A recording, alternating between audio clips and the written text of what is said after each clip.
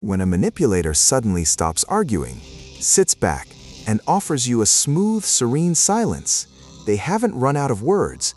They have just shifted from active attack to cognitive oxygen deprivation. That unreadable, still face in the middle of a heated conflict is not an attempt at de-escalation. This is target acquisition. In forensic behavioral analysis, we track a pattern known as the bouncing baseline. A subject transitions instantly from high-volume vocal escalation to a cold, zero-affect flatline posture. By abruptly cutting off all emotional telemetry, they construct an immediate structural asymmetry. They are actively weaponizing your brain's hardwired intolerance for ambiguity, leaving you to operate without feedback. In coercive control interrogation files, we frequently observe a 72-hour cognitive reset window where a subject's mental defenses systematically dismantle themselves under forced stillness. They wait while your brain manufactures its own panic. Audit your last conflict. When the silence began, how many minutes passed before your brain forced you to initiate contact? Recognize this dynamic for what it is. The quiet phase is never a truce. It is the cold mechanical preparation of the terrain, designed to secure your voluntary capitulation long before the next word is ever spoken. Under the hood of this unnatural stillness, your neurobiology is being systematically dismantled.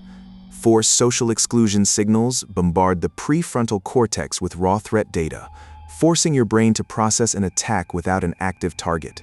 Human cognition cannot tolerate an open feedback loop. To force closure, your internal baseline experiences an anxious spike, a sharp surge in hypervigilance that demands resolution at any cost. Under this pressure, your brain begins manufacturing guilt, auditing your own past conduct, and scanning for errors you never committed, simply to explain the cold wall in front of you. This calculated psychological pressure triggers the plea bargain effect. Much like an exhausted subject sitting in a windowless room for 9 hours, your cognitive machinery concludes that surrendering your position is cheaper than enduring the weight of the unknown. You trade your boundaries just to purchase a return to basic baseline communication. This is not a search for harmony.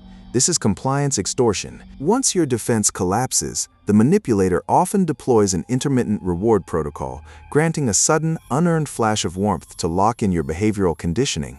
If you require cold, operational analysis of behavioral manipulation rather than emotional platitudes, subscribe to maintain your cognitive defense. Look closely at the mechanics at play. The moment you offer an unwarranted apology merely to break the quiet, you have not resolved a domestic dispute. You have signed a false confession under tactical coercion. The moment you feel that rising internal impulse to break the tension, recognize the operational warning. The trap has already been set. To neutralize this maneuver, you execute a neutral baseline audit. You begin with cognitive disengagement. You do not ask what is wrong. You offer no defensive explanations, and you make zero attempts to soothe the unreadable face across the room. If you are reviewing a file at your desk or pouring a glass of water at the kitchen counter, you continue that exact physical sequence at the exact same pace. Do not alter your posture. Do not modify your schedule or shrink your physical footprint to accommodate their sudden withdrawal. The next phase requires strict, effective neutrality. Do not project anger, resentment, or performative indifference. Hostility is still readable telemetry. It tells the predator that their silence is registering as a strike. Instead, you offer the absolute flatness of a dial tone. Tactical silence relies entirely on a target that panics under ambiguity. The moment you refuse to supply emotional fuel, the pressure gradient inverts. A posture of calculated stone facing is surprisingly expensive to maintain. It requires rigid muscular tension, constant monitoring of the room, and sustained cognitive energy. When you do not attempt to fill the void, you force the manipulator to bear the entire energetic cost of their own tactical withdrawal. They are left burning their own fuel to sustain a stance that yields zero operational return. The silence only works if you attempt to fill the void. By executing the neutral baseline audit, you force the manipulator to bear the entire energetic cost of their own tactical withdrawal. Maintain your operational equilibrium. Do not absorb artificial guilt.